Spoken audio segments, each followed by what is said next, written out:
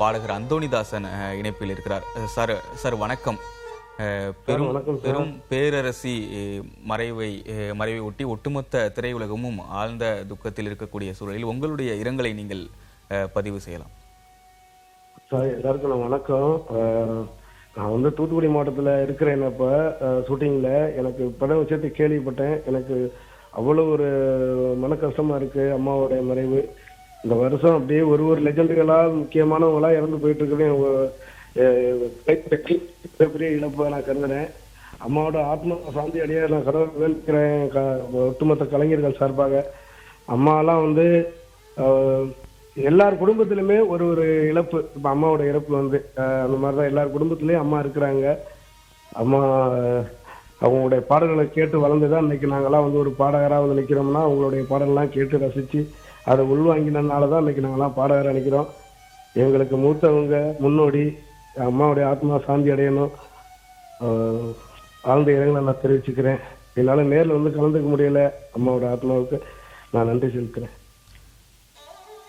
Sir, ஒரு பாடகராக நீங்க இருக்கக்கூடிய சூழல ஹை பிச் லோ பிச் அப்படின்லாம் பெரிய விஷயமாக பார்க்கப்படும்.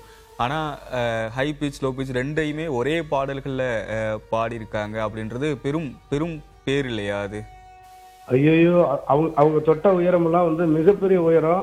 அதுலயும் ஹை பிச் லோ பிச்சை தாண்டி குழந்தைங்க வாய்ஸ்லயும் அப்படியே டிட்டோவா குழந்தைங்க மாதிரியே எத்தனை பாடல்கள் பாடியிருக்காங்க.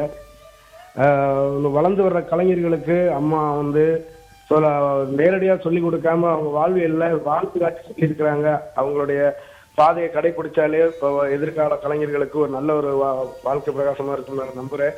அம்மா எல்லா சாமியா இருந்து எல்லா கலை பிள்ளைங்களையும் அவங்க ஆசீர்வதிப்பாங்க.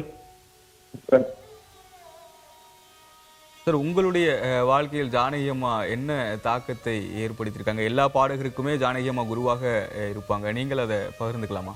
சார், நான் ஜானகி அம்மா நான் உள்வாங்க ஆரம்பிச்சது என்னுடைய சின்ன வயசுல கரும்பு கட்டுவாயின்னு ஒரு படம். அப்பதான் கேப்டனுடைய ரசிகர் ஆகுறேன். அப்ப எனக்கு வயசு 7-8 வயசு நினைக்கிறேன் நான்.